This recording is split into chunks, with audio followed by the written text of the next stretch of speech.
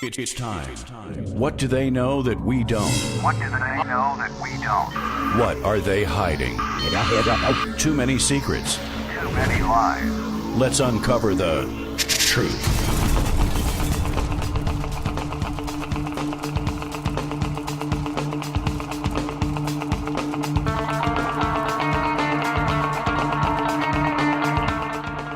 Yeah, we are live on The Truth.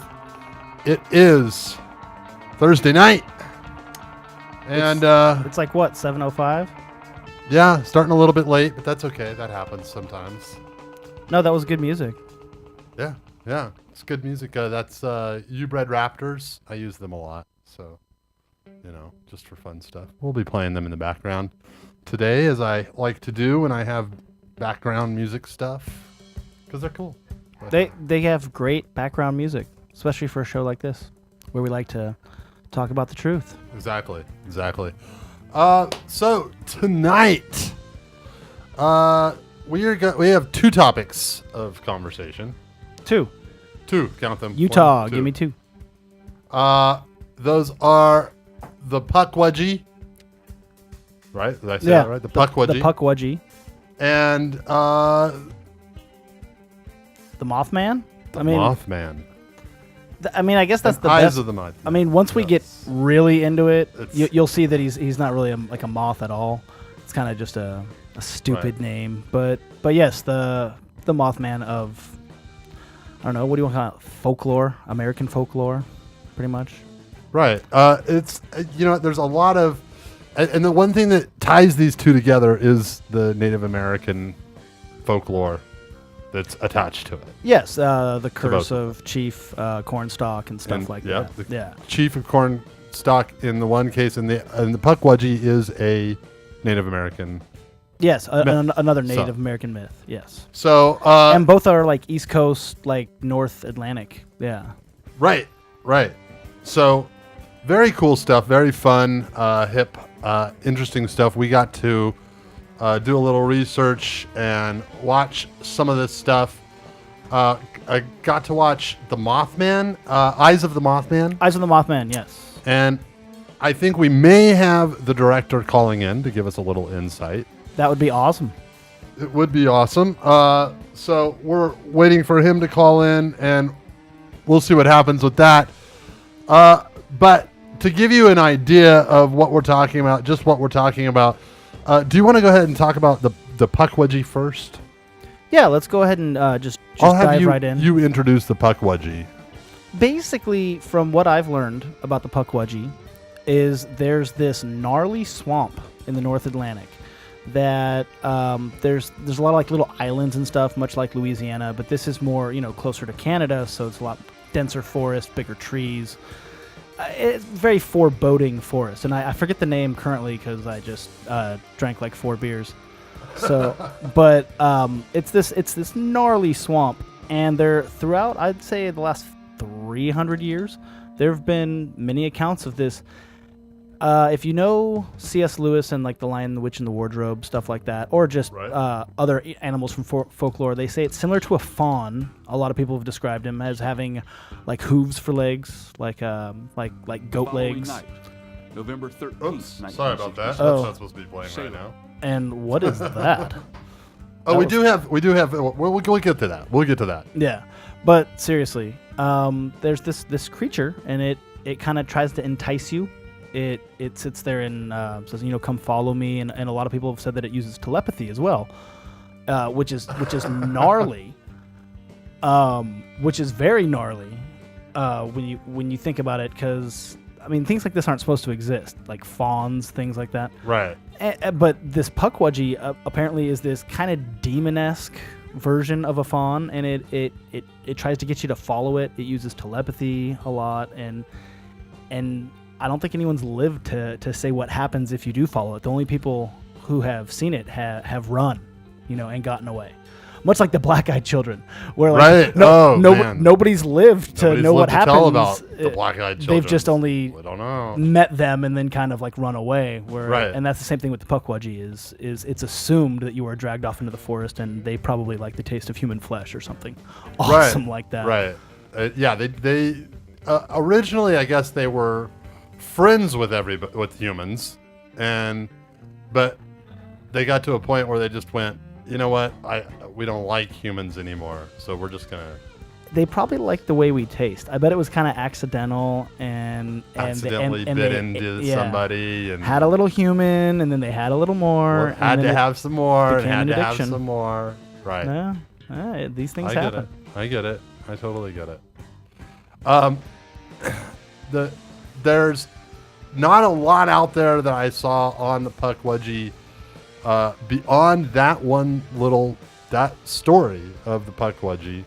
That, and then I found a couple of eyewitness accounts. Like this one guy was out with his dog in like 2001, I believe, and he said he heard, come follow me, and he turned and he saw the Pukwudgie, and he said it had kind of almost had like a leprechaun's face. Like he said, it almost looked human, and That's scary. and then it had no clothing on, and it just had it was like its private area was covered by like fur.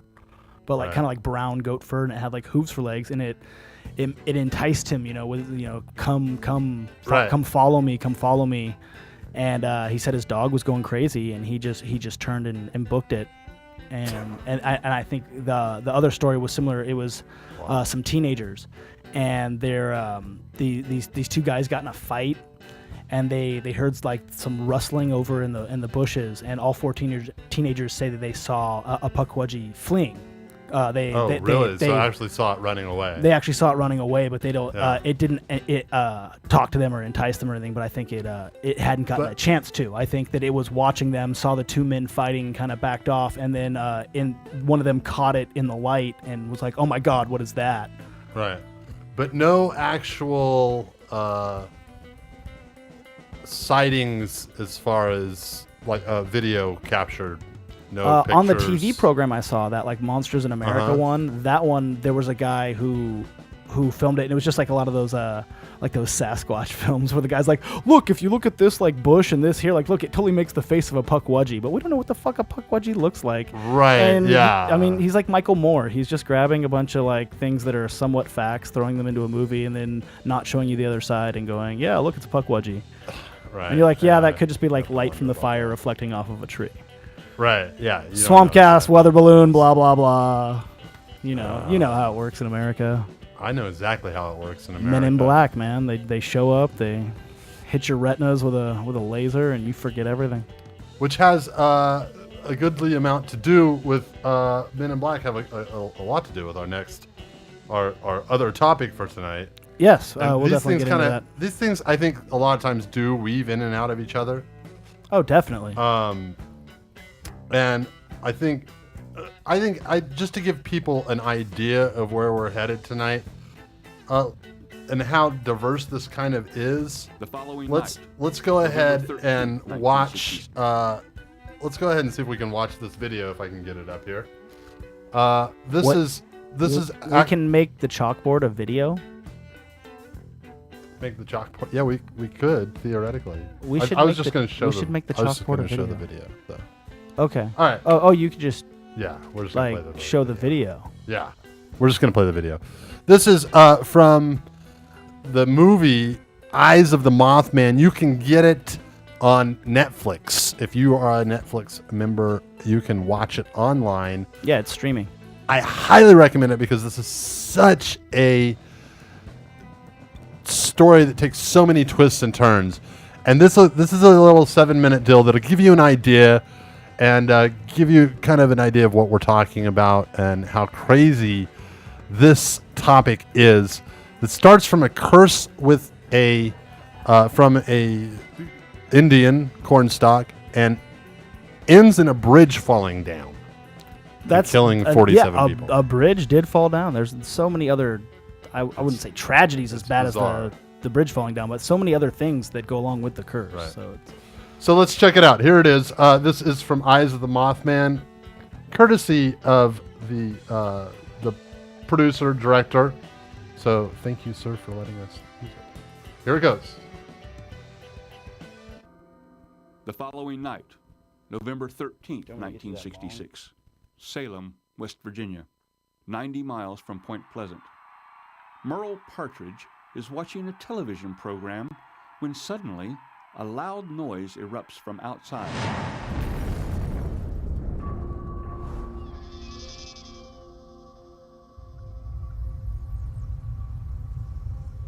It was about 11 p.m. Him and his family were watching TV, and he had a family pet. It was a large German Shepherd by the name of Bandit. And as the TV in his living room began making a loud noise, all at once the TV started winding up in a high-pitched whine like the old Army generator used to hand crank. And I thought, what in the world's going on here? All at once, the whole TV just exploded. His TV goes on the fritz, and electrical stuff starts going crazy. So here's his dog barking outside. Well, my first impulse is there's something going on screwy around here, so I usually kept my old 8mm Mauser sitting right close to the door there. I just picked it up and walked out on the porch. And the dog took off down across the field towards the little barn we had down there. I hollered for Bandit to come back, and he didn't mind me. He went down there and around, carrying on. And I'm just standing there kind of flabbergasted as what in the world's going on. he opened the door, looked out, and saw what he claimed was red rotating lights, flashing lights that looked very strange. They were intermittent. It gave the appearance of going around, but there was more of a series of flashes moving than it was. It wasn't aircraft. I spent 3 years in the Air Force. I was around quite a few aircraft. I know it wasn't aircraft. And all at once, it was just gone. And so was the dog. That was the last time he saw the dog. The dog disappeared.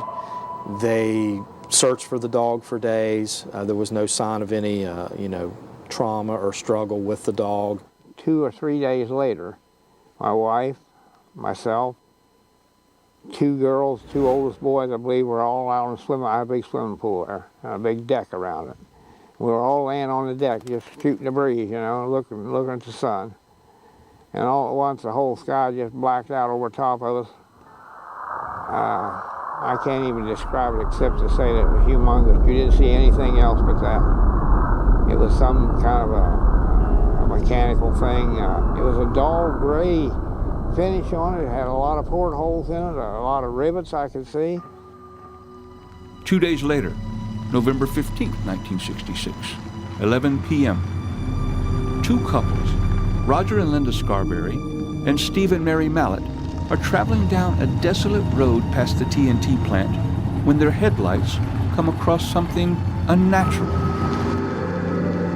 As they came across a curve in the road, Linda Scarberry described as what she saw she thought was a man standing in the road, but as they got closer, it was a grayish in collar, large wingspan with the glowing red eyes. She described it as almost an angel-like appearance. It was a man-bird-like creature. It was supposed to be the height of a 6-foot man with a large wingspan and had the face of a bird and then had big red eyes. Red eyes, huge red eyes, and kind of mesmerizing red eyes. Linda Scarberry always says she can't look out a window without, being afraid in the dark of seeing those eyes again. He's a large, enormous bird with gray feathers, with a big wingspan, tremendously big wingspan, big broad shoulders, and had a wrinkled up face like a man that with no feathers on it, with big, ugly, huge eyes, red eyes. And they said he had large wings, I've heard similar to an angel's wings. And then they had a body. They said his body was like a human. There was immediate fear when they saw it. They saw it again. And then apparently the couples took off out of the TNT area and headed down Route 62 at 100 plus miles an hour with this thing chasing them.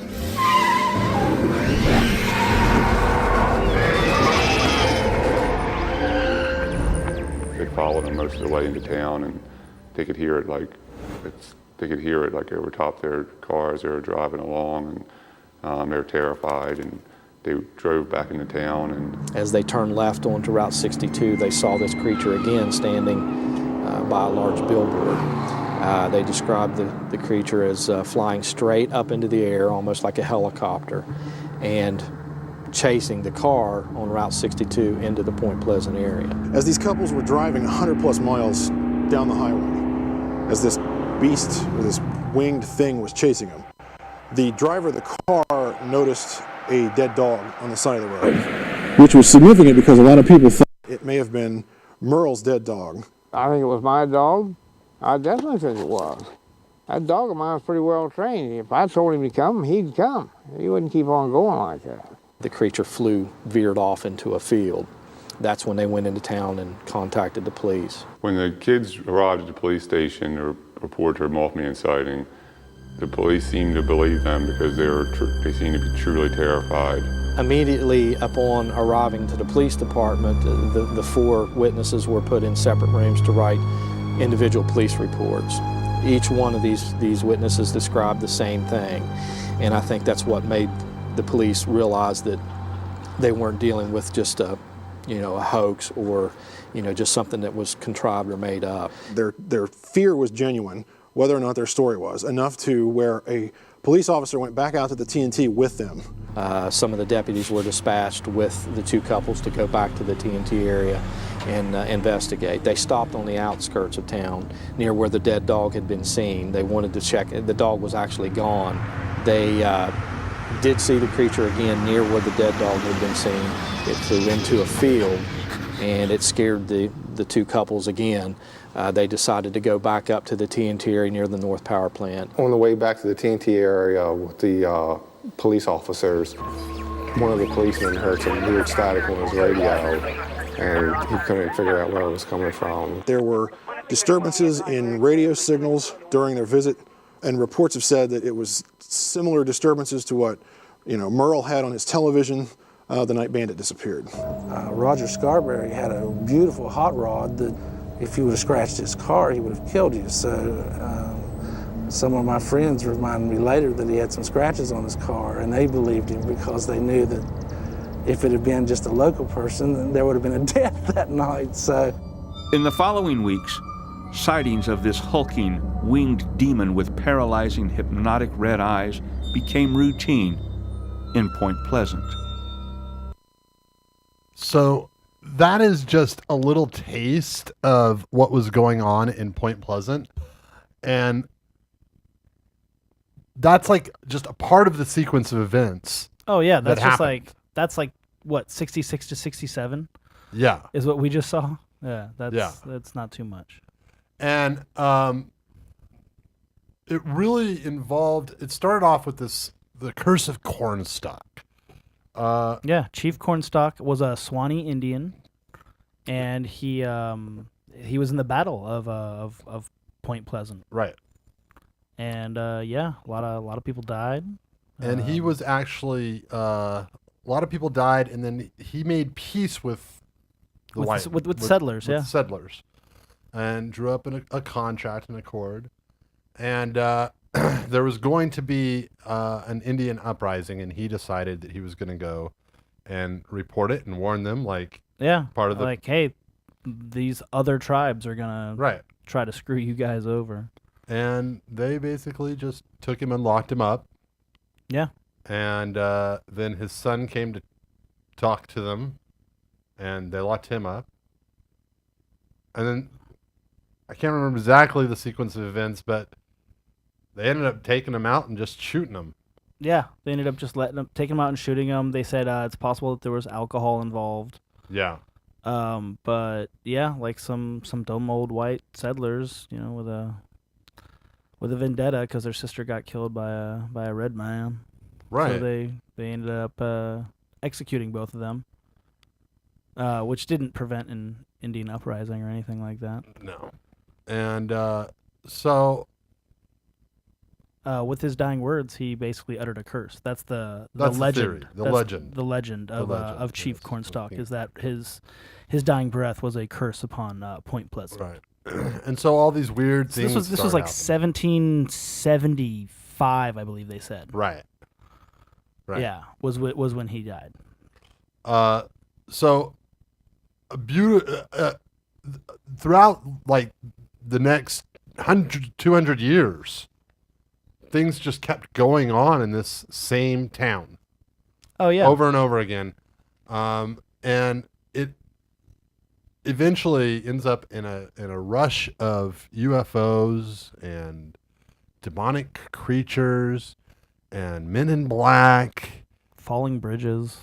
Yeah, and a bridge eventually falling, collapsing, killing 46 people. And then it all stops. And that's the weirdest part. Like, all this weirdness was happening, and the whole town went, we don't want to think about it. 47 people just died, and that's a tragedy in our town. And I think that's the most interesting part about it.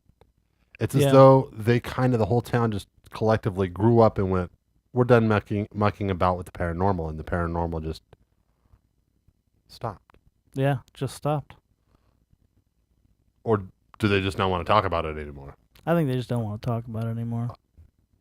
I'm sure there's wacky shit going on there at night. I think that they do believe that if they talk about it, that it will come back. Yeah, Some I think of them that's believe a definite possibility. Yeah.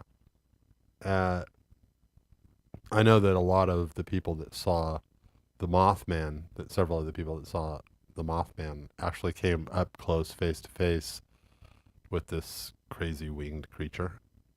They were actually just so terrified that it haunted them for the rest of their lives in a way that, like, they didn't want to talk about it because they thought that it might somehow bring it back, like summon it back.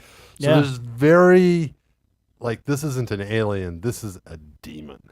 Yeah, oh yeah, this is something far more sinister. But what really truly sinister act did it actually do? That's the thing. All it really did was Bandit, the German Shepherd, went missing. Right. And but that can't be directly related to him. Yeah, that can be scared a bunch of people. He scared the crap out of a bunch of people just by showing up. And some people got what they felt like was radiation in their eyes and on their skin from it. Interesting. Now, does that detect? Does that kind of give you maybe pause to think about? Then maybe it's not a spiritual entity, but actually a mutation.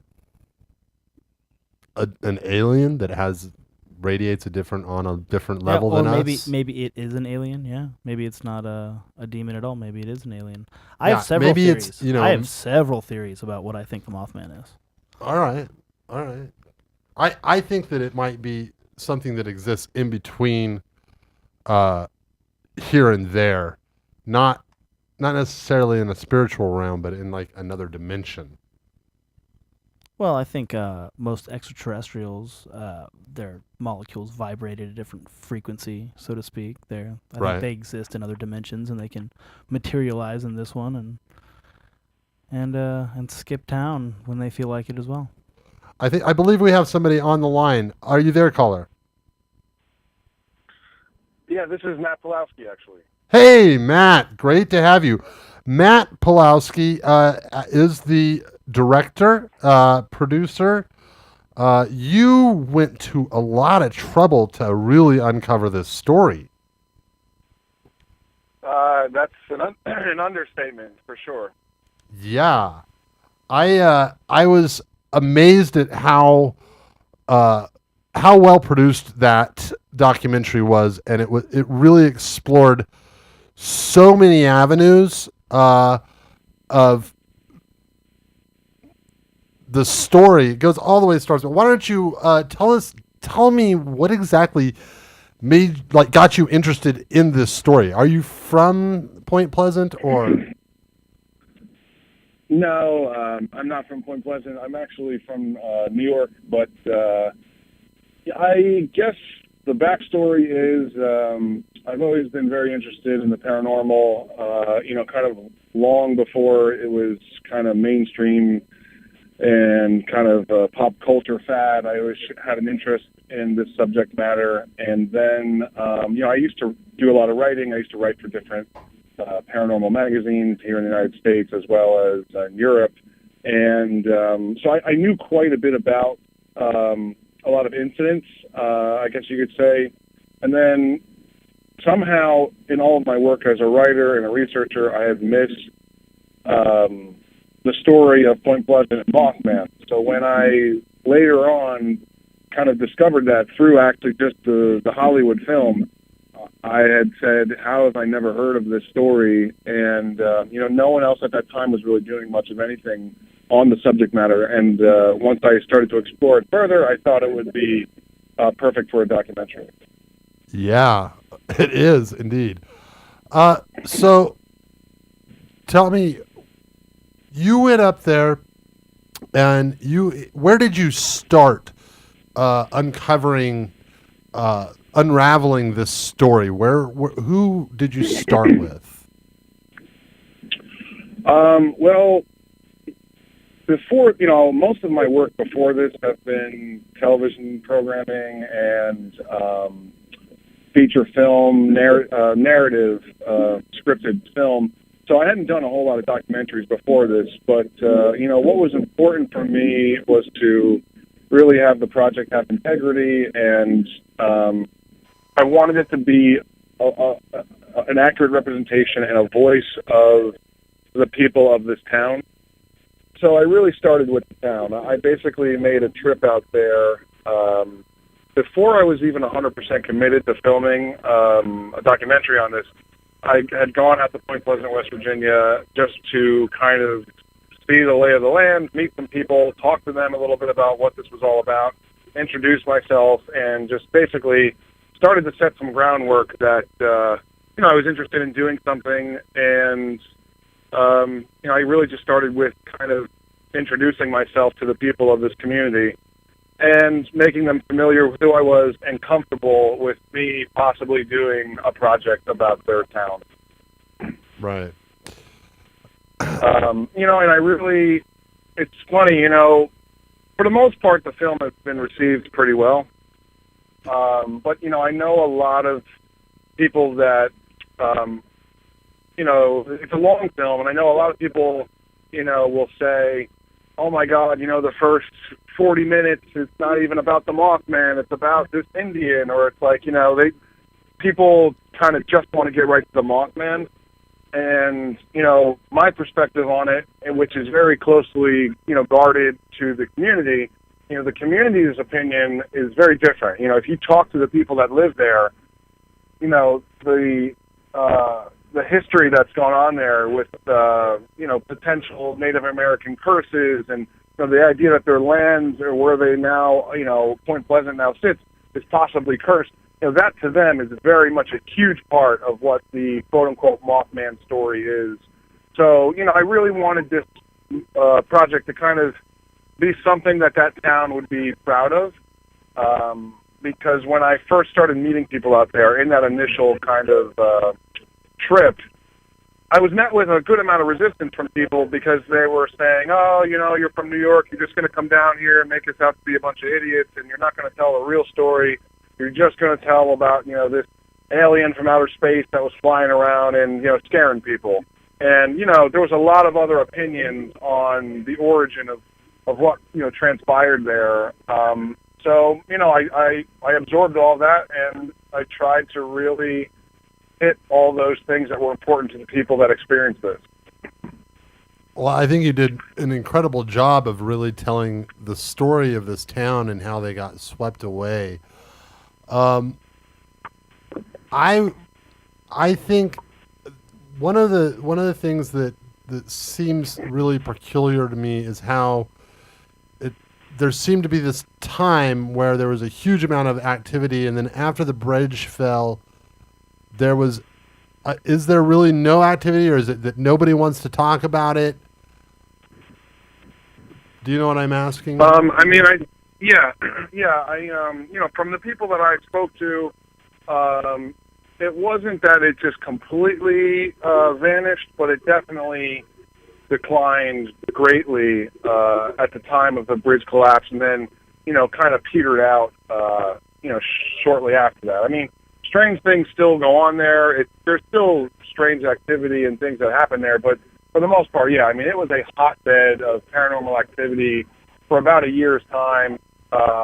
Everything you can think of from the paranormal world was pretty much going on in that small community.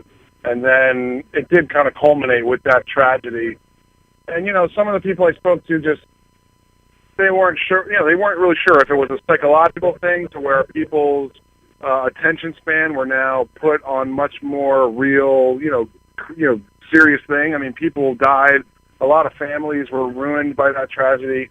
So, I am a believer, and from my own experiences in dealing with the paranormal, that, the more you pay attention to it, the more it pays attention back to you. So, that could have been, a variable that played with one another, in terms of a lot of people were really now focusing on this tragedy, and maybe the diminishing activity, paranormally speaking, maybe, was kind of hand in hand with that. Yeah, that was the thought that I had, that it was as though the consciousness of the community shifted, and because of that shift in consciousness, whatever it was that was coming in wasn't able to come in as well,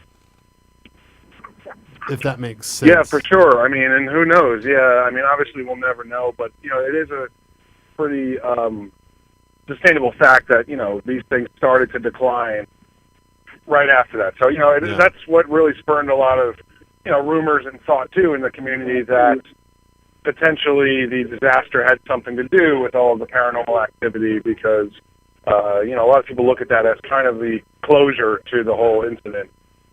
Whether it's connected or tied together, I guess, we'll never know. But, there are a lot of other incidents in that community that people also attribute to the kind of, quote-unquote cursed history of the town, I guess you could say. There are some things that did not make it into the film that, like there was a courthouse that basically, if I remember correctly, kind of just exploded. Really? At one point, and then when that happened, they kind of excavated the grounds there, and I believe, I could be getting this incorrect, but I'm pretty sure this is the story that I was told, that, that courthouse was, they found remains of Native Americans from the war that had taken place there, like basically very shallow in the earth beneath the courthouse that exploded at some point. So, there's floods, there are lots of natural disasters that have occurred out there that, a lot of people, I'd say 50% of the community will attribute certain things like that to this cursed history, to this idea of the geography being stained. It's pretty much a 50-50 split up there. So, the bridge was not the only incident like that, to where it was kind of a quote-unquote natural disaster. Real things happened, real people died or were affected, and it's usually a split with the community of, whether or not they believe it's tied to their kind of tainted history or whether or not it's just coincidence. Well, the other question you mentioned that a lot of that stuff wasn't, a lot of things you heard, a lot of stories weren't included in the film. And the thing... Yeah, if you can believe that with like a 2.5-hour film. Yeah. Well, I do, because I think that just the story of the guy who had the alien visit him, what was his name? That had the actual Woodrow Derenberger. Yeah. Yes, and had a guy actually talking to him. Like there's a whole story behind him right there, a whole other movie. It seemed like to me. That seemed like a fascinating story. What? Yeah, for sure. That was my. I think if I look at it, that's probably my favorite part of this whole thing. And you're completely right that there's enough there to make an entire movie. I mean, you know, people out in that area are kind of split on that one too. Some people basically tie the Mothman story together with that incident, and some people look at them as two separate ones. You know, I thought it definitely, there was a correlation and a connection there. I mean, you know, the city that individual lived in where he was having his experiences is not right on top of Point Pleasant, but it's very close. You know, it's, I want to say, a 30-minute drive or so. Right. And so, yeah, he was obviously experiencing some very strange things. And, you know, now when you look at it, it's, you know, it's still strange, obviously, but I think it's almost like loses its luster a little bit, but just, you know, the state of how many stories come out now of, like, you know, alien abductions and things like that. It's almost, you know, mainstream, right? I guess you could say. But at this time, you know, this is 1966.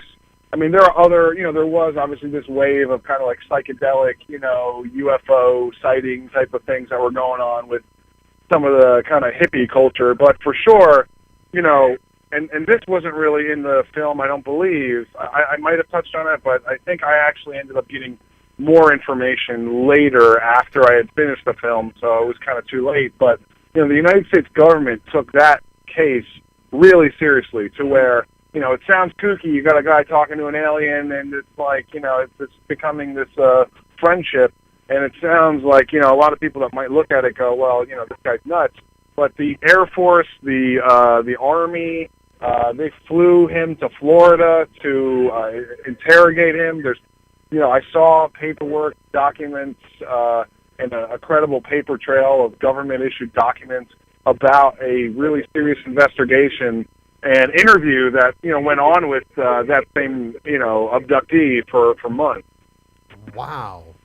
Yeah, tell us so, more yeah, about. The government, tell us more sure about his story, because that was not in the film. That was definitely not in the film. Yeah, I think I had. I think I had kind of. You know, unfortunately, again, I made the film quite some time ago now, and you know, out there, people are not as easily accessible as you know, other parts of the country. I mean, you know, I don't know if you've never been to parts of like West Virginia or Kentucky or Ohio.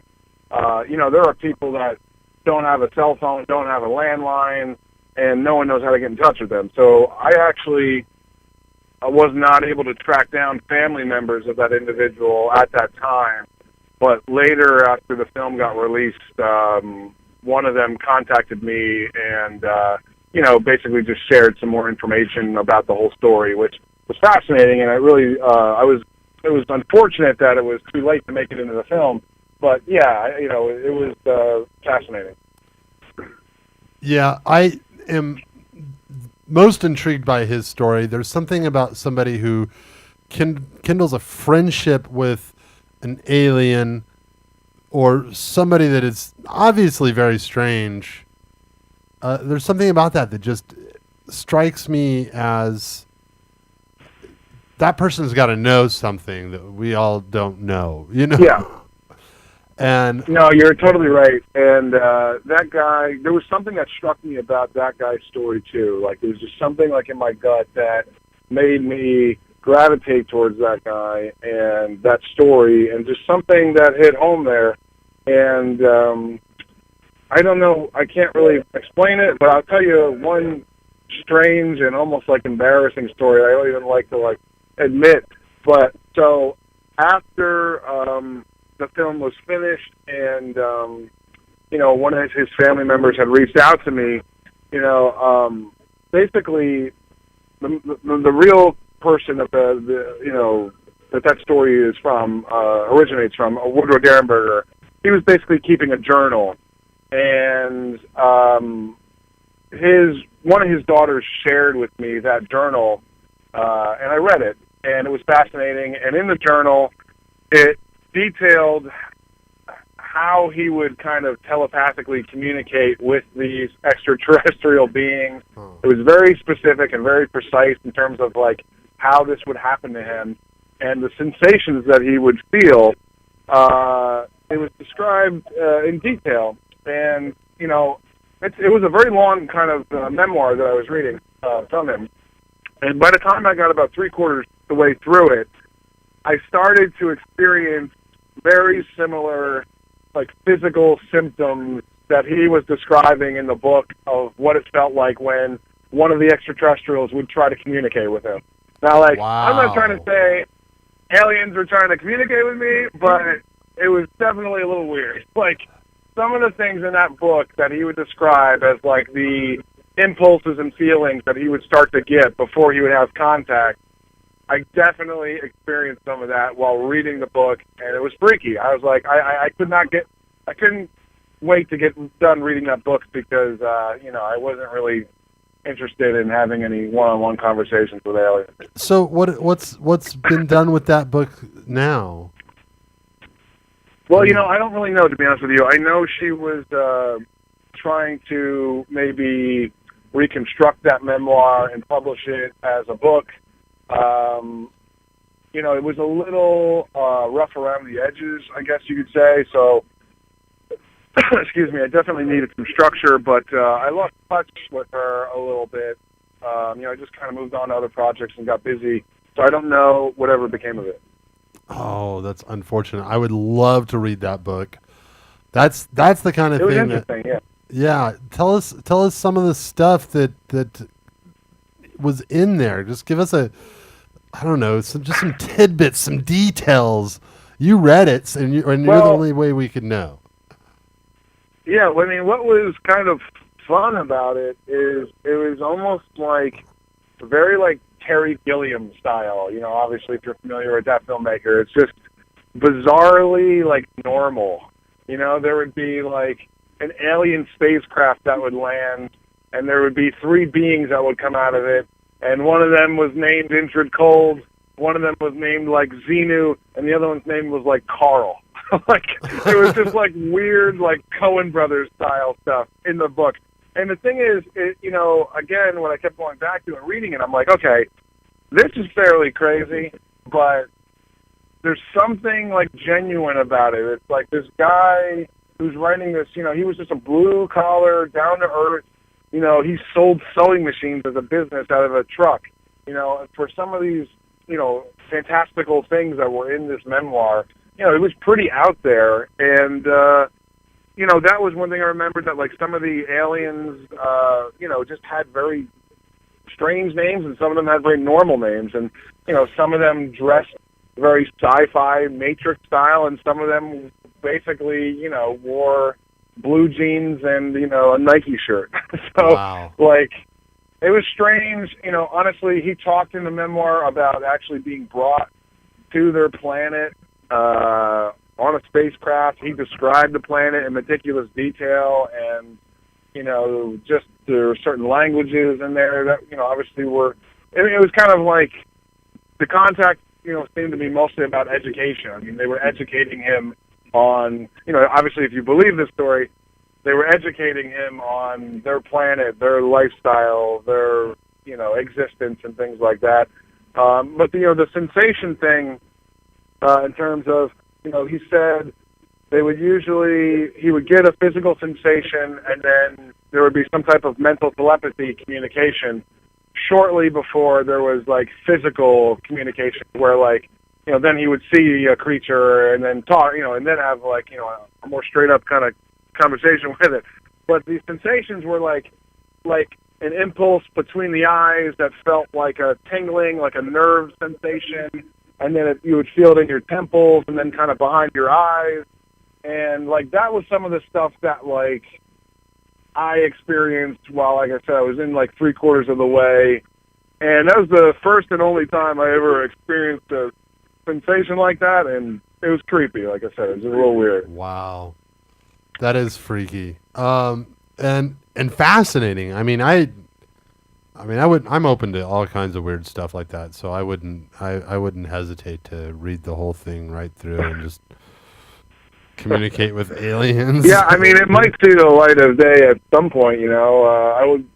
I'm not sure whatever happened to it, but it was interesting to read, and it was interesting to read the like I said, the government kind of issued documents that were in there.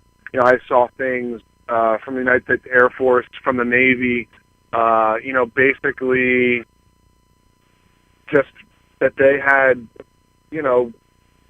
flown him to an air base in Florida for like meticulous questioning, and they were monitoring his activity very seriously and pretty closely. So that kind of I thought was very interesting. I mean, just the fact that there was definitely a paper trail of a high level of interest from the government. Right.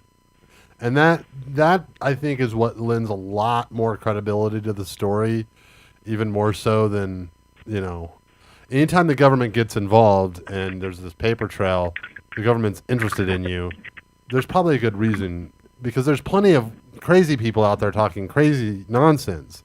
But when you have so many reputable people telling the same story over and over again, and then the government gets involved, and, it's hard to look at this story and not go, something happened there.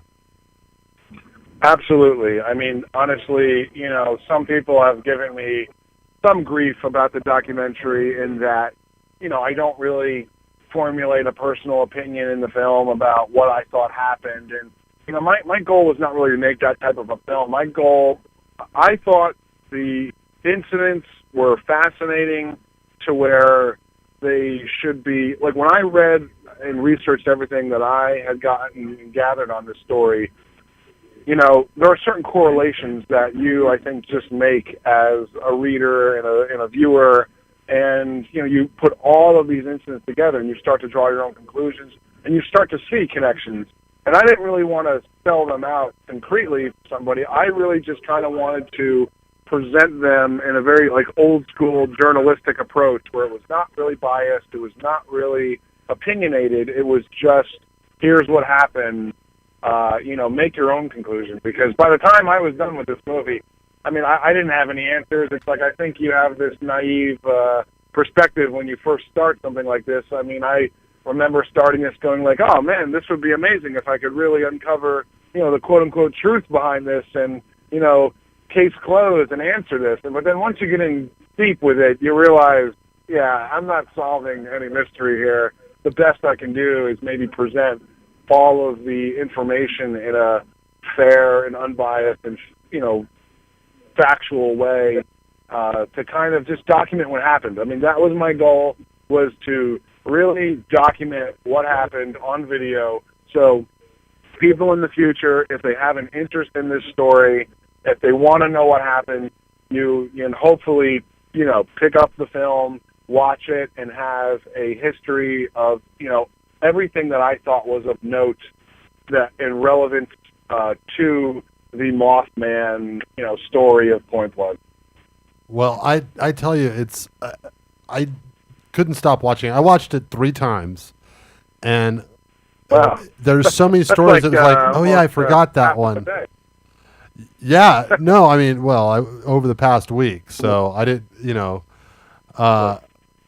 but there was so many stories that you kind of miss the significance of it on the first time around, and then the second time you watch the documentary, you're like, oh, now I see why that's important. You know what I mean? Yeah, no, I really appreciate that. A lot of people have reached out to me about the film, and, like I said, I come from a traditional film narrative background, and, to me, I like all kinds of movies, but, I like films that have philosophy and subtext and meaning where you have to watch the film like a piece of art, and you have to kind of interpret it, and you have to do some work as the viewer. And, one thing that even though I don't have a ton of history in documentaries, one thing that I, didn't want to do was I didn't want to make, a traditional documentary in a sense that, I didn't want it to just be kind of boring. I mean, some people might say, hey, you have a 2.5-hour movie, that's kind of long. But, my goal was to basically present it in a somewhat intellectual way that you could draw your own conclusions. And yes, for sure, there's a lot of little pieces of information in there that, you know, string together and make you go like, well, wait, if that happened at this time, and then you start to like make these connections. I mean, that's what I did just as like a reader, I guess you could say, when I was kind of gathering all of these facts and information for research. You know, I would start to draw my own conclusions and put stuff together, and I wanted the film to have that same ability. Like, I wanted the film to present enough information, and, you know, I think there's a lot of connections and correlations people can start to put together. Yeah. And, you know, draw their own conclusions. Yeah, I mean, it's that I think that was one of the most powerful things about the film I love any kind of documentary. I don't know if you've ever seen the documentary Fourth Kind, but it's about an experience in Alaska, a UFO encounter with the whole town. Multiple people in the town were having actual abductions, and they had the psychiatrist in the town was actually recording a lot of these incidences where they were talking about it, going through hypnosis and some other things that they caught on film. And it was really the way they put it together. They kind of dramatized it and then put it side by side, like camera shots side by side with the actual footage, like either video that they had or audio that they had. And they would show you both scenes, and you could tell like something real happened there. Something real went down. And the story is just, they actually found Anunnaki video or audio where they actually heard these aliens speaking. And so they have that audio, and they translated it. They figured out it was ancient Sumerian, I think. Ancient Sumerian. And wow, that's crazy. Yeah. And at the end of the whole thing, they just kind of go, you know, you decide. There's what it is. You know, we're not, what happened there, you know. And then they just roll the credits and have call after call, like their 911 calls of like people reporting UFO incidences and UFO encounters. Well, yeah, that's why, like, you know, the one thing I'll say that has been a little bit frustrating about, you know, the Mothman film is people go, like, oh, like, what's the whole point of the Indian? Or, like, they just don't, you know, it is a little frustrating when people can't make the connection because it's, you know, obviously in the, you know, mythology of that culture, you have Thunderbirds, you have, you know, lots of things that, you know, if you look at the past there and what happened before, you know, this town was kind of up and running and a prominent staple of that region, you know, there's a lot of history there. And I think you have to look at the history to make assumptions and conclusions about possibly the future. And, you know, the residents of that community definitely do. They don't, you know, the majority of them are still talking about Chief Cornstalk, you know, when something bad happens. So, you know, so when I had like done more research on the film, on the subject matter, you know, I didn't want to like go crazy into that, but I thought it was relevant that it, you know, needed some ample time to talk just about what had happened in that community. And I didn't want to just go, hey, maybe it's an Indian curse. I kind of wanted to present, you know, here's a real battle that happened. These were real people. It was a historical moment in United States history. It was, you know, important. I mean, I think that's the other thing of interest, too, with this story. You know, aside from the obvious paranormal elements that went on there, you know, you've got things that have happened in that town that are really significant in the history of the United States. You know, from the TNT amount of mines, you know, munitions that were built in that town for, you know, use of in World War II. You know, the bridge, the engineering of the bridge, you know, was something that affected, you know, across the entire nation, how bridges were constructed and built after the collapse of that bridge. You know, you've got, you know, a lot of what people consider the first battle of the revolution that happened there. So, you know, there's a lot of things. Yeah, it seems to be kind of a town, not a big town, but a town on which a lot of points in history have changed. They've affected the rest of America in a big way in our history. Yeah, absolutely. You know, it's like you have two halves. You've got very credible, definitive things that have happened there that were important, you know, on a country standpoint, and then you've got all of this weird, bizarre stuff that went on there too. I mean, other things that didn't make it to the film just because I really couldn't work it in there, but like, you know, the Ohio River is right there. The Ohio River has, you know, an enormous amount of folklore and paranormal activity and history. I mean, you can do an entire film just about that river and things that have gone on there. I mean, you know, from the paranormal side and from, you know, the very grounded side where, you know, it's pretty well known that, you know, I'm forgetting the name of it, but there's, you know, a major Air Force base in Ohio to where, you know, they test fly a lot of new aircraft. And, you know, I know it's pretty well known that, obviously, with technology today, things are advanced in terms of being able to track, you know, your geography. But, you know, several people I interviewed out there from the Army basically said, you know, a lot of pilots still use the Ohio River as a navigational tool. So, you know, you have as much technology as you can in a craft, but you look out your window and you see the Ohio River, you know your juxtaposition north, south, east, and west based on that river. So, you know, you've got a lot of test aircraft that is still using that river as a barometer. So, yeah, you've got, you know, a lot of unusual still, you know, aircraft sightings that go on there. You know, the TNT plant that was featured in the film, you know, I interviewed a number of people. Well, I shouldn't say I interviewed them, spoke to them. They would not allow me to put them in the film, but I several ex-employees of that TNT plant who basically said the rumor always was that the branch of the government that built that facility, it was always whispered and heard amongst the employees there that they were the same people building, you know, a similar facility in Nevada, and, you know, obviously everyone knows that that's pretty much Area 51. Right.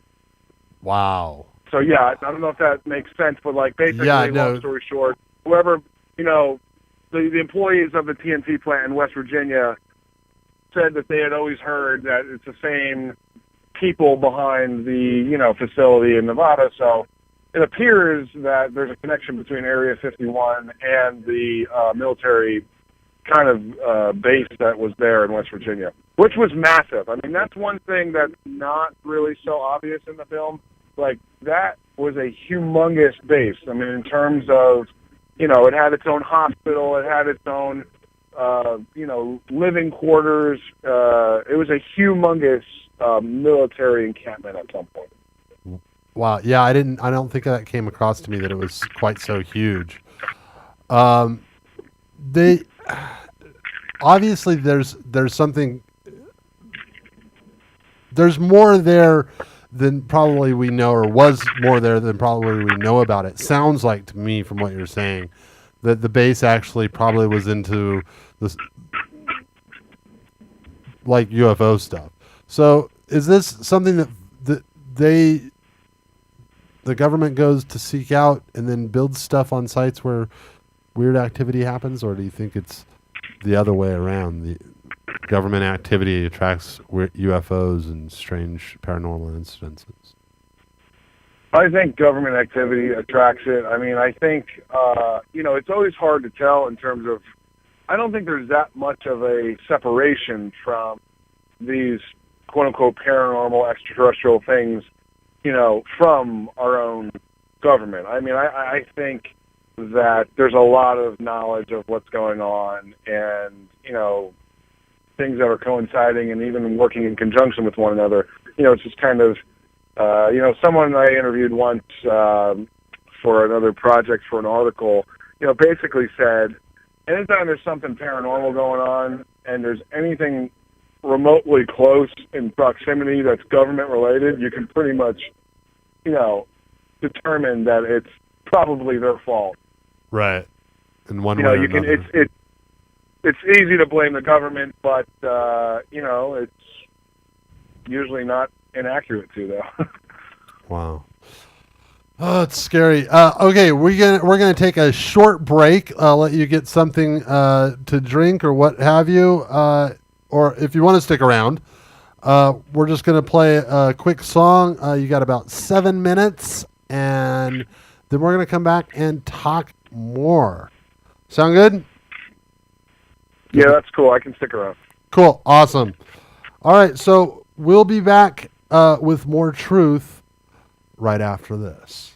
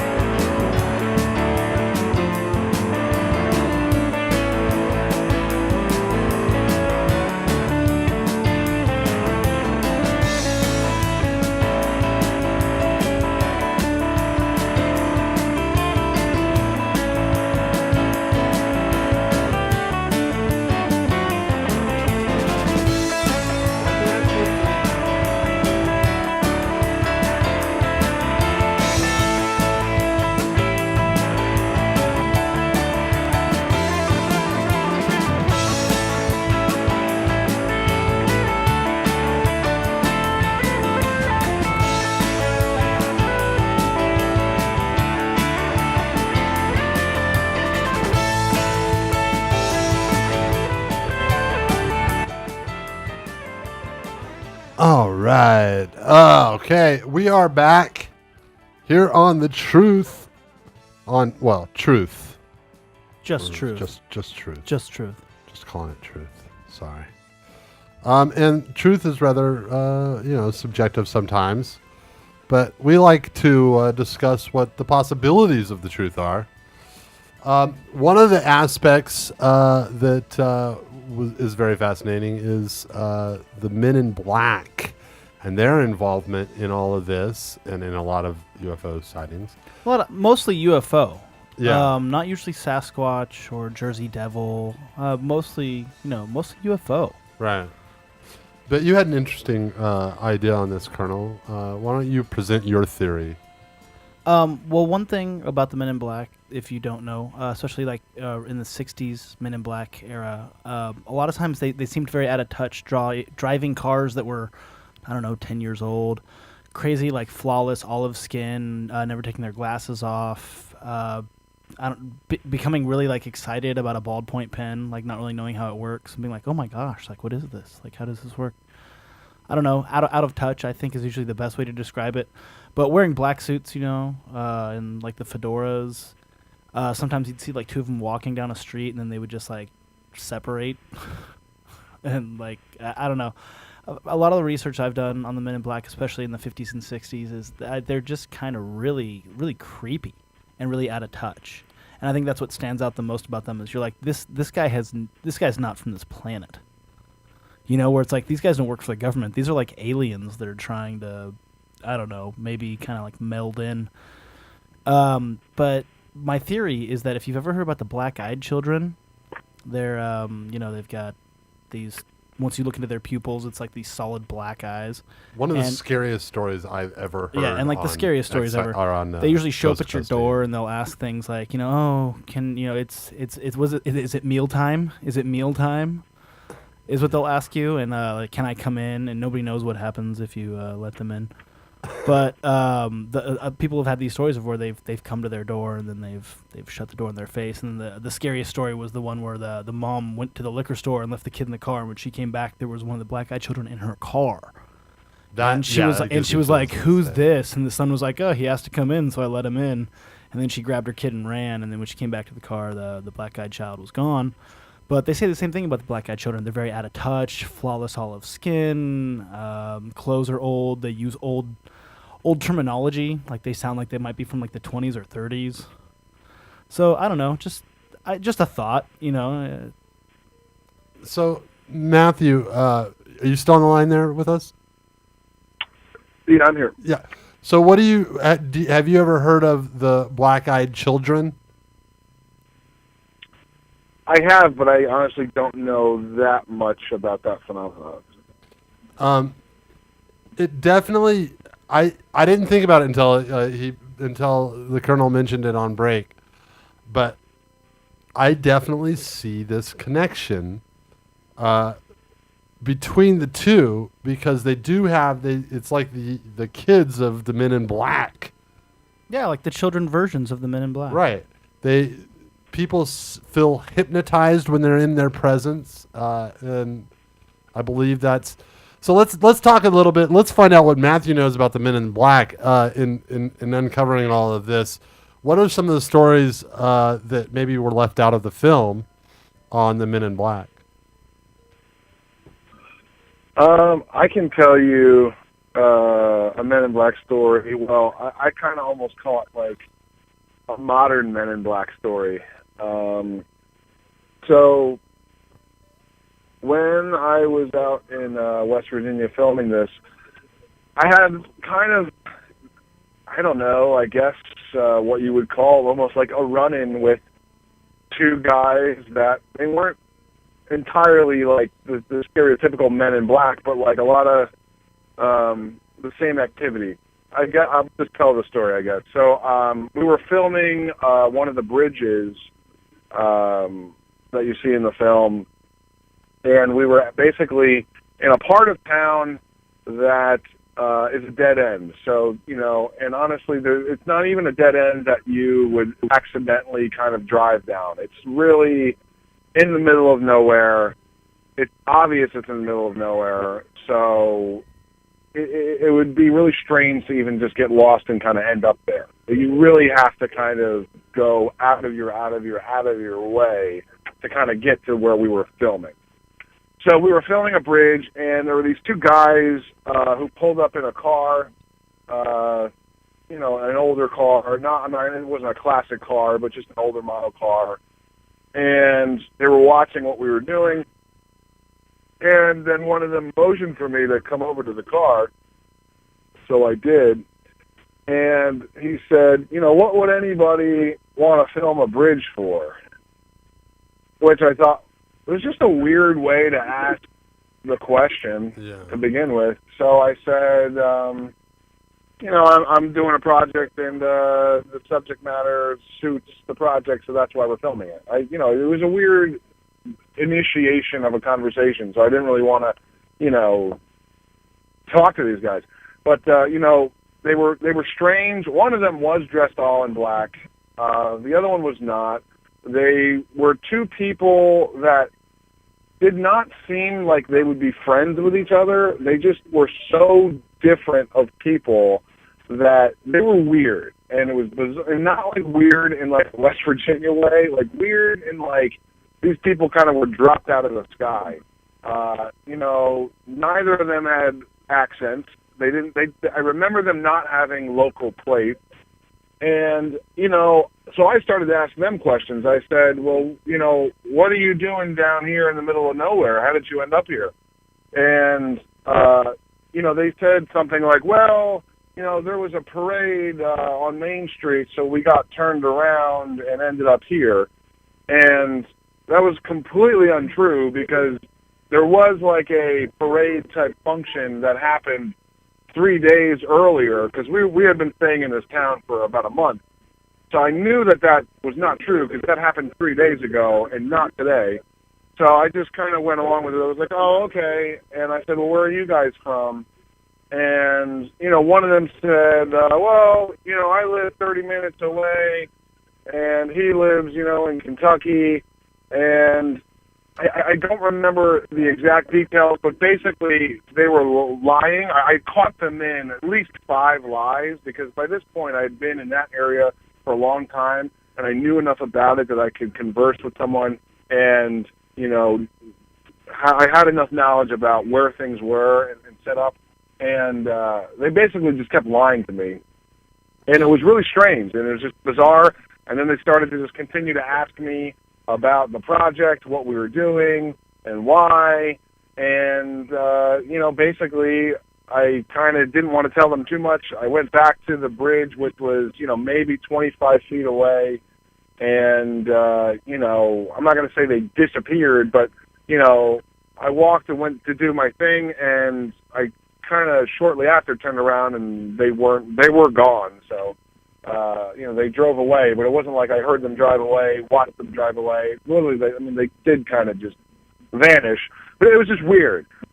So that's probably not the Men in Black story you were thinking of, but that's something that was very weird. And when it was happening to me, I was like, these are like the Men in Black. I'm pretty sure I'm having a conversation with the Men in Black, because modernized they were out of Men in place, Black. they were out of touch, they were out of time, they were bizarre, they were lying, they were inquisitive, they were suspicious, they were everything that the Men in Black always are, and they were like slightly intimidating too. It's like, you know, they just had a tone about them that was very strange. Right. And I just remember later having a conversation with 2 of the other people that were there with me about, like, that pretty much was a Men in Black experience. Yeah, seriously, that is a bizarre encounter, to say the least. It was weird. Yeah. Tell me something else from the town that wasn't included in the video about the Men in Black. Or here's my other question to you, actually, is do you have a theory? Are you willing to speculate on who the Men in Black are or where they come from? No, I don't have enough kind of to where I would really kind of like be able to give, I'd say, like an educated opinion on it. I think, I don't know. I mean, obviously, it's like you have one side of it that seems very government-related and very tied in to, a secret kind of society/branch of our government, but then you have the bizarreness of just like the, kind of posing as a human being type of thing where it just seems like, it's, I don't know, extraterrestrial in nature. So I really don't know. I mean, it's such a weird phenomenon. I mean, I'll say that, all of the people, I honestly, I can't think of one person I interviewed that either had an encounter with the Mothman or an incident with a UFO that wasn't followed up by the Men in Black for this case, in terms of everything I've talked to for the film regarding Mothman, regarding any type of sighting of a UFO, the second half of their story was always, and then the week later, men in suits showed up, strange behavior, your prototypical Men in Black. So, wow. There was a strong presence there, especially with the Woodrow Derenberger case too. I mean, his daughter, like that I mentioned, that I later kind of connected with after the film was put out.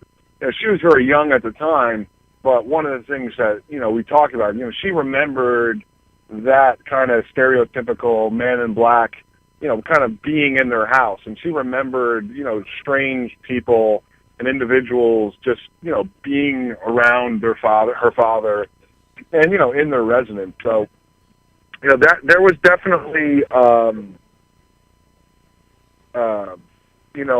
Men in Black presence that was very strong with that Woodrow Derenberger case as well, to where, basically people used to hide out on his property, to watch what was going on, hoping to see a UFO. And I think more people saw these Men in Black encounters with him than they did UFOs. But they also, not to get sidetracked, but they, it got to be so kind of routine that there were certain parts of the mountain that people would go to in this area, in the mountains there, and to basically UFO watch, and not even in the sense that you think of like today where people kind of go out and look for stuff in the sky. I mean, they definitively just went to a ridge and watched these, UFOs at fairly close proximity in terms of being in the Earth's atmosphere, just kind of in the sky. It wasn't distant, star watching type of thing. It was let's see what color the UFOs are going to be tonight in terms of, scale and size. They were very much present. Right. Wow. Not to get off topic. No. Black, there is no off topic. There is no off topic on this show. I think it all relates. I think it all comes back to something.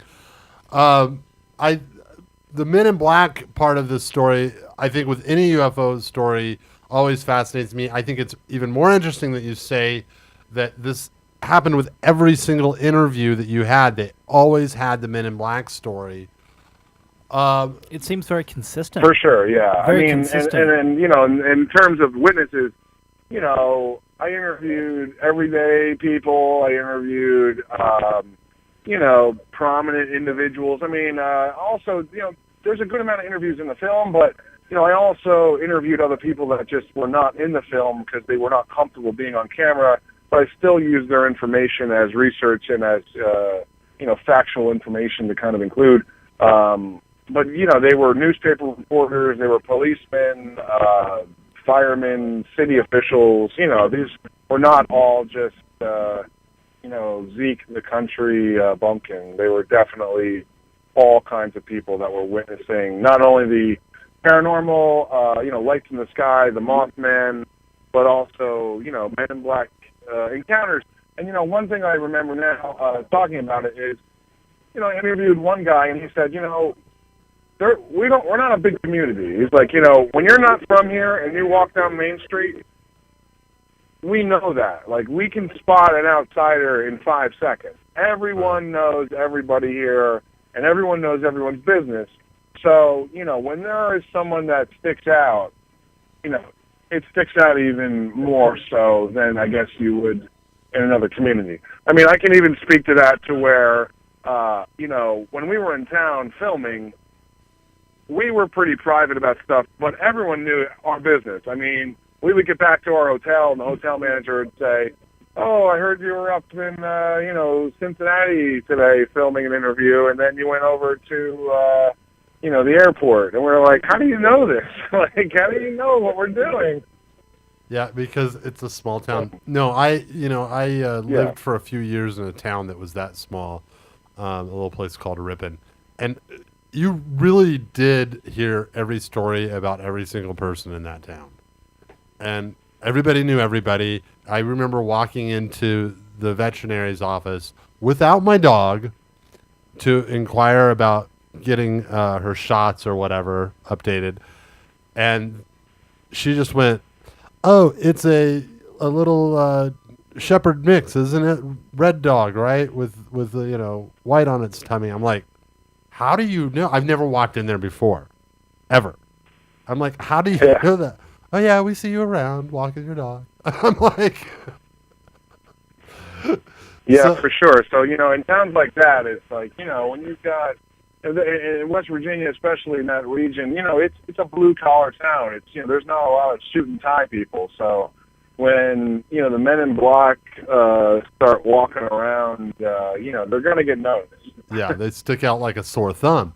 And I think that also in a town like that, when something as disturbing as these instances happen, people do talk about it. Whereas in, you know, like the valley here where we live, if my next door neighbor was having UFO contact, I guarantee I would never know about it.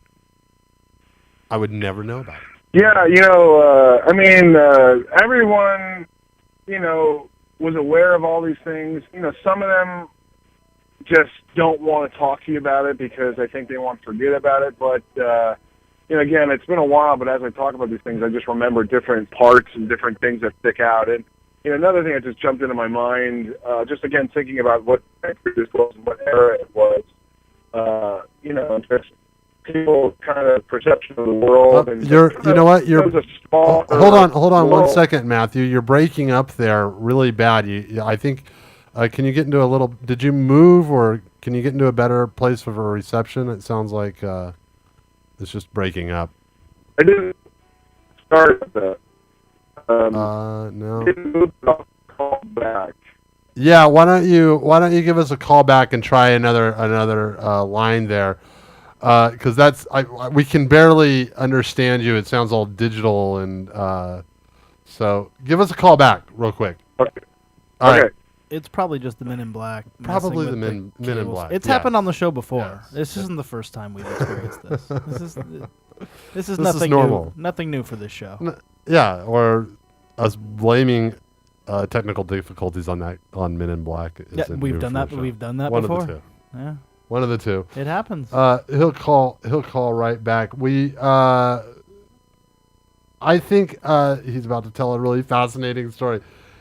Matthew has a lot of fascinating stories, and I guess when you are in a town like that with that kind of, you know, talking to that many people about this type of interest, you're going to come across so many stories. I mean, he has to have. Yeah. I mean, from all the research he did and all the people he talked to, you definitely get a sense from what he's told us already that, I mean, he gathered so many stories and talked to so many different lives. He's remembering stuff, you know, as we talk, and that's just like so cool.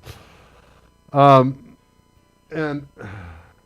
okay, he hasn't called back yet. Hopefully he'll call back soon. I don't know if he said he wanted me to call him or I don't know. I don't know. All right. So at any rate, Men in Black throughout this story. That's the thing about this story that I love is that it involves demons. It involves Indians curses. UFOs. Men in Black. Here he is. And yeah, I think that's. You have a call. It's so versatile. Yes. All right, we are there. We got you back on the line. Go ahead with your story. Hey, Much better. Do I sound any better? Much better. Much better. Yeah, it's raining where I'm at, so it's probably got something to do with it. Probably. Go ahead with your story, though. I was just saying, I interviewed the head editor who's in the film, a very older gentleman, and I can't remember his name. I believe maybe it was Roy Cross. He was the head editor of the newspaper there in town. And I just remember him telling me some of the stories that would come in, from people reporting these things. And a lot of the ones that stuck out to me were just the meticulous detail of some of the abduction stories of people reporting what these beings looked like in terms of, having no lips and just a slit for a mouth and, very much the traditional things now that you associate with, the common quote-unquote extraterrestrial being. But again, at the time,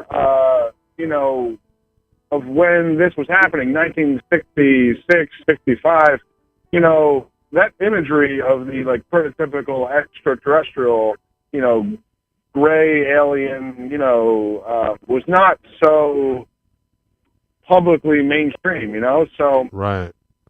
A lot of the stories that the editor of this newspaper relayed to me of things that people would come in and report to them were very creepy and very detail oriented and very kind of disturbing.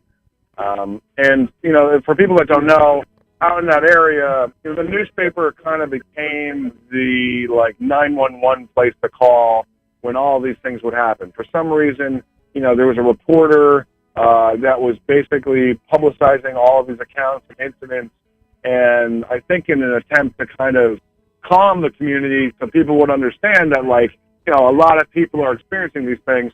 So that became the hub for people with, these abduction stories and disturbing encounters to kind of relate their information to. So are those old newspaper stories still available in the archives somewhere, either on paper or possibly even updated to digital now, do you think? I know, when I was trying to get those things, they were not available. It's a pretty small operation, and from what I was told when I tried to get archives from that publication, was that it only went back to 1980 or something like that.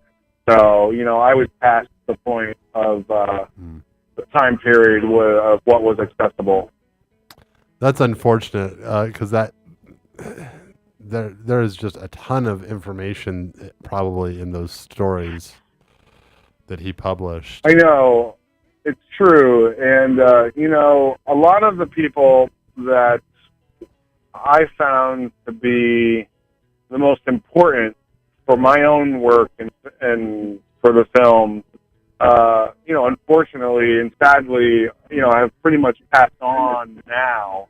A number of the people that really were important to me for this film in terms of their knowledge and their information and their experience. That's something that I'm happy I was able to capture on film to preserve because, they're no longer with us. Yeah. And I think that there is kind of this rush because during the 60s, the 50s and the 60s, there was a lot of paranormal activity, and a lot of those people are passing now, and a lot of people that were involved, let's say, in military projects and that kind of thing. And I remember especially 10 years, there was this big rush to get to those people in the paranormal communities and find out what they knew before they passed on, because that information, we're going to lose it. And there's such incredible stories, and I think help because they happen repeatedly in history. That helps us to understand and reframe what's going on if we know that it happened, 50 years ago, 60 years ago. Yeah, it's unfortunate. It kind of, their story kind of dies with them, I guess you could say. And, you know, even though there are younger people interested in this story that chronicle the events or, you know, experience their story that they can retell, you still lose something. You know, you lose something each generation in terms of just, you know, you get a little bit further removed from the actual story or the actual encounter, you know, once you lose that first-person perspective. Right. Exactly. So, did you have any more questions for him? I know you had. Oh, I'm good at the moment. We're so fascinated by Yeah. your stories. We're just trying to think of other ways to get you to tell more stories that weren't told in the film. Because I mean, I can understand. How did you cut it down to such a short film? I know it sounds probably the opposite, but I really felt like there a lot of those stories. Like, I know there's more to that story. Is there anything that you want to? Well, I was just going to say, you know, as a storyteller, and, you know, like, I was kind of in a position to where when I made this film, you know, I knew that I could make it more quote-unquote, you know, entertainment-based if I, you know, just went with the Mothman story and I just went with the Indrid Cold thing and I didn't really belabor some of the other more historical moments and things like that. But, you know, the thing is, when I'm not doing projects like this, I'm doing bad reality shows, bad TV, things that I have no control over, unfortunately. And, you know, a lot of times good ideas get turned into horrible ones, you know, good scripts turned into terrible movies. And a lot of times in my, you know, day-to-day work as a producer and a director, I can't do anything that I'm actually proud of. And so for this, you know, I really opted to go with what I felt was going to represent this community the best way that they wanted to be represented. And if that meant, like, you know, sacrificing or compromising some of, like, the popcorn value of the film, you know, I was totally happy with that. So, you know, I was just thinking like a mini very long series. film. I was just thinking like Sorry? a mini series. If you could have just made a mini series out of it, have like, you know, instead of 1 2.5 hour episode, have like 6 2-hour episodes. Yeah, no, for sure. I mean, well, that is why I did break the film down kind of like in these chapters, you know, Right. just so the goal there was to kind of have these chapters of the film be self-contained. And that way, like, you know, you could watch the Men in Black section, you could watch the TNT plant section, and even if you kind of take a break from the rest of the film, you know, you can kind of watch it almost like a book. You can watch a section, it's self-contained, and then you can also, you know, pick and choose. So I did try to design it that way because I knew it was a lot of content, but I didn't want to just go through the motions like everyone else has done in terms of just about the flying creature. I really wanted to capture, you know, the essence and story of what this town went through. Well, I think you know, a lot of people talk about the Mothman as being like this global thing, like almost like a Bigfoot scale. You know, my opinion is very different. Like, I think that this was an incident that happened in an isolated area in one little pocket of time and space. And if there are other things that are similar in the world that have happened in terms of like flying creatures, I don't necessarily attribute them as, you know, quote unquote Mothman. Right. Yeah. I really see this as a more of an isolated incident.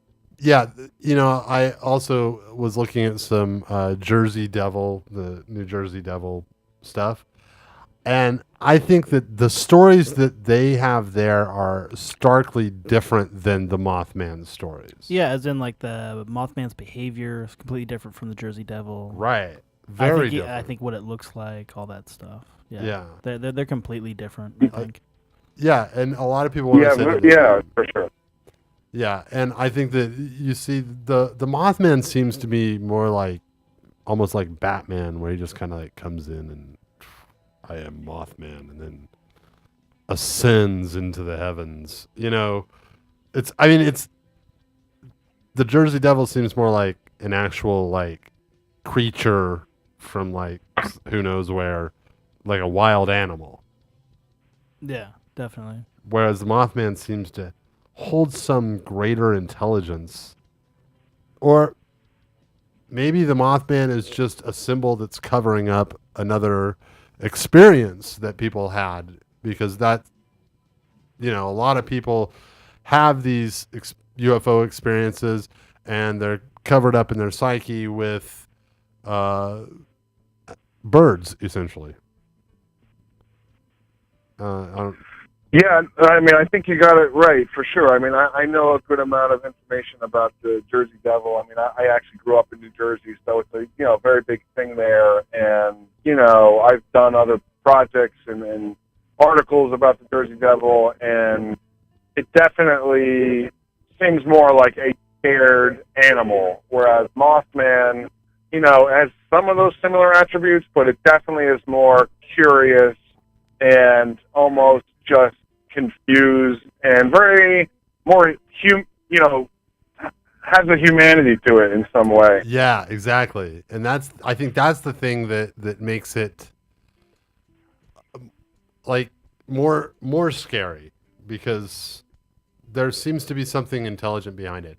But I also think that it could be something that is there to cover up an actual alien abduction, because I think that there's a possibility that there's this whole thing, because our mind plays tricks on us, and we know that aliens have implanted different concepts into people's minds before to cover up an incident that happened to them. And our mind will take a tragic incident and remember it, so to speak. So we know our mind does that. So I wonder. I mean, I don't know. I like to kick around, possibilities. I won't subscribe to any one thing until we know real proof. But I just wonder how much of the Mothman incidences are actual fourth kind encounters, actual abduction encounters, taken on board, kidnapped. How much missing time? How many missing time stories did you hear? Well, just from what you were saying, you're just making me think. I think you have a good point there, because there wasn't a whole lot of physical evidence left behind by the Mothman in terms of just physical things. I mean, I know some people reported like scratches on their car, but most of the kind of residue left by encounters with the Mothman were very much, kind of biological and chemical effects on people, pink eye and rashes and skin irritations and things like that, where, it's not like, there's no feathers, there's none of that left by. So, you might be onto something there about it being more psychological. Yeah. Missing time, Woodrow Derenberger, that case definitely had numerous episodes of missing time. I'm trying to think if there were other abduction type stuff that I dealt with out there that was missing time. The one that jumps to mind is mostly about the Woodrow Derenberger incident. I know there was missing time there for sure. Yeah. And just, exaggerations and,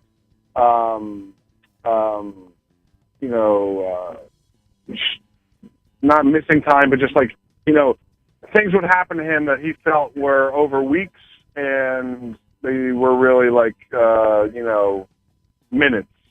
Right. He would feel like he was gone for 2 weeks' time, and then, obviously there would be no corroborating support from his family that he was gone for 2 weeks. But, he would think that he was not, there. So. Yeah. It's a bizarre story, and I'm glad you covered it the way you did. I'll tell you what, because the the way you covered it brings up so many questions, and I think far too many times people investigate one thing to the exclusion of everything else, and you miss some of the connections and the tie-ins, and until you hear it presented together, and I think that what you did was great, because you just here's what the town said. This is what they're all talking about. And I think to tell a paranormal story in that manner opens it up to all of the possible connections that could be there. Yeah, I thought those side stories and those like quote unquote kind of like, B stories were the more interesting and the more important things to not have them slip through the cracks. And I really, I wanted to preserve a accurate history of what happened there. I really feel like I kind of went to that community at the right time. If I went years later, I would have missed too many people that were crucial. It was the right time and the right place to do the film, and I think I really kind of hopefully captured what, the generation that experienced this felt and witnessed and saw and went through, and it's their story. It's their story and their perspective, and I'm hoping, the goal was to kind of freeze that in time and have it be an archive to represent the incidents there, hopefully for a very long time. Were you able to have a showing there of the film, and did you get feedback from the people there that watched it? Yes. I don't think, we didn't do like a big unveiling or anything, but we did, it usually plays, they have a Mothman festival every year, and it usually plays in a theater out there for that. And sometimes I've been able to make it out there to be a part of that. But, for the most part, every single person that I've encountered from that town and community, even the people in the early stages that were really kind of against me doing the project, every single one of them has very kindly thanked me, and, you can just see it in their eyes that they appreciate what I tried to do for them and that I really tried to do their story justice. And it's been really nice. That to me is the most important thing. I was really trying to not make those people happy, but just make them, proud that I didn't make them out to be crazy, and I just presented the very strange facts of, what happened there in the 60s. And, it's been very nice. It's been really received well by everybody out there. Well, I think that both the Colonel and I were very impressed with it, the way you told the story. Would you? Yeah, I thought the whole movie flowed very well. I liked watching it from beginning to end. My wife and I both watched it, and I don't know, we both loved it. I thought it was great. My wife, however, would not watch it because she does not like scary things. But yeah, it freaks people out. It's weird how everyone is entitled to their opinion, and different people react to different things. But for sure, again, I was just trying to present facts, but I definitely get a lot of emails from people just about that they were disturbed by a lot of parts of the film. And one thing that we definitely did try to do with the project too is to kind of be less is more. Your mind makes up scarier things than sometimes than your eyes do. So we didn't want to go too Sci-Fi Channel with it. We wanted to be very suggestive and kind of light in some of the recreations and stuff. So and that seems to have worked. But yeah, I'm glad that you guys liked it. And there are some people that get it and some people that just don't. Which is fine. There's a lot of other Mothman stuff out there now for people that want to just kind of, see a flying thing with red eyes, and that's really the beginning and end of it. But for other people, that really want to know what the story is about and what the people that actually were a part of it, went through, I confidently say that, I think our project, really represents that. Oh yeah, very much so. I think that this was very. One of the things that I hate about a lot of paranormal shows right now is that they purposely try to scare you or purposely try to make something happen that's not happening, or they go for these cheap tricks and cheap thrills, and you did just the opposite. You went, here's the story, but to understand the story, we got to start 200 years ago with an Indian who spoke a curse. And I think that was like, when you really watch it, if you really get into it, that plays such a huge part in the attitude of the town, the psychology of the town, and at the end, the bridge, which at the beginning of that bridge section, I could not figure out how it was related, because the bridge collapsed for very normal reasons. Yeah. Seemed like very normal reasons. How is it related to the Mothman? And yet, in the psychology of the town, it was a major turning point for a lot of people. Definitely. And it was what shut a lot of this down, and it was what helped to refocus them. And it is very well done, an incredible movie, an incredible subject, and I'm glad that you covered it the way you did. And we're coming up on the end of our time. Tell everybody your website, how they can get a hold of the film, where they can buy it, where they can find it, where they can watch it. Online it's pretty easy to get. It's usually on Amazon.com. You just have to search the title, which is Eyes of the Mothman. It is in some stores. It's in some Walmarts, Best Buys, and Targets, things like that, depending on what part of the country you're in. And usually if it's not directly in a store, like I know Best Buy, if it's not in their store, they basically get it to you in a day. So, if you're looking to go in store, Best Buy is probably your best bet. Online, Amazon, I think, is the best price. So, that's the probably the most affordable option on Amazon. Perfect. And did you want to put a website out there or anything like that?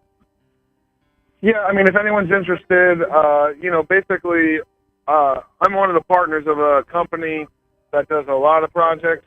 It's not just strictly paranormal things. Like right now, we are shooting another documentary that's pretty interesting. It's not paranormal based. It's about a bluegrass musician that basically went to prison for 10 years.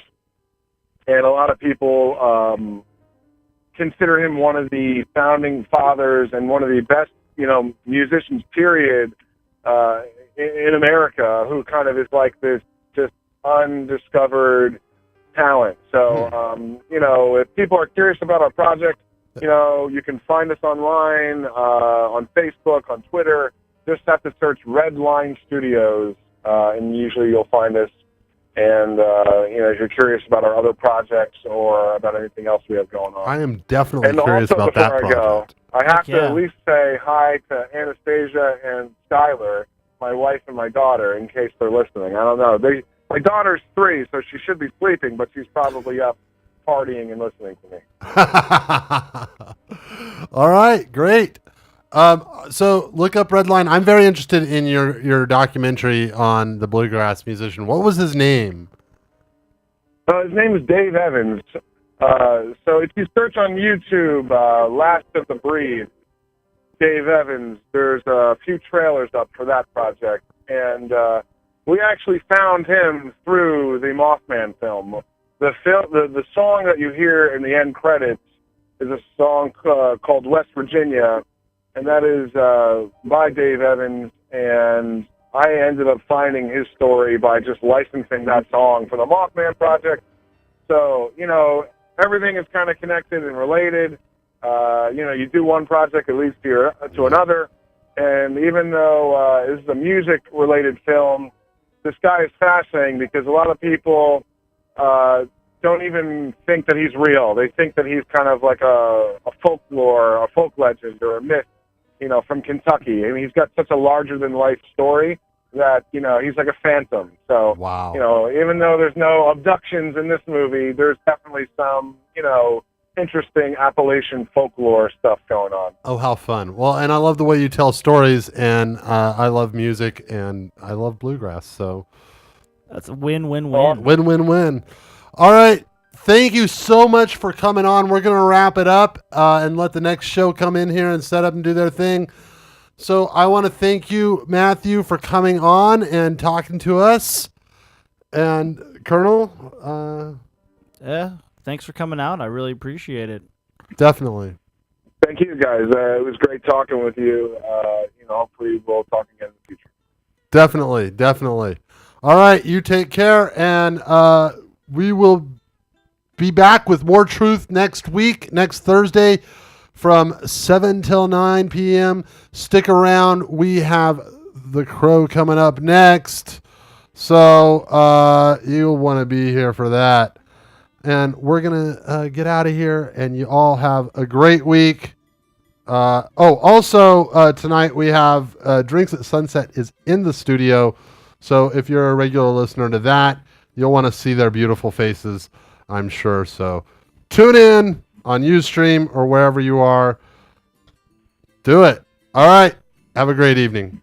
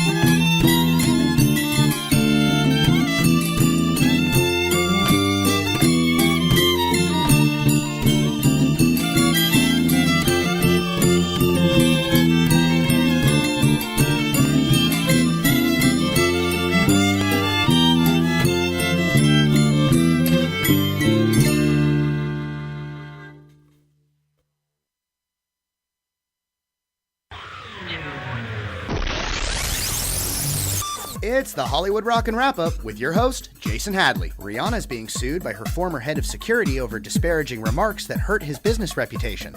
However, when your former boyfriend is Chris Brown, getting slapped with a lawsuit doesn't seem so bad. Kanye West's latest album will reportedly be 180 minutes of nothing but spoken word. Let's not forget the rapper released an album called The College Dropout, so Kanye's asking a bit much from his fans considering even he couldn't sit through a 3-hour lecture. Attempting a comeback from her racism scandal, Paula Deen will embark on a 20-city cooking tour. No word yet on when Paula will begin the first leg of her tour. However, since developing diabetes from her own recipes, it could end up being the only leg of Paula's tour. Late-night talk show host Craig Ferguson announced he'll be leaving CBS at the end of the year. Although airing at 12:30 at night, the reaction from most people who have Craig Ferguson on is this. And that's the Hollywood Rockin' Wrap-Up. Follow us on Twitter at Rockin' Wrap-Up. H2O Restoration and Mold is your complete restoration solution when your home or business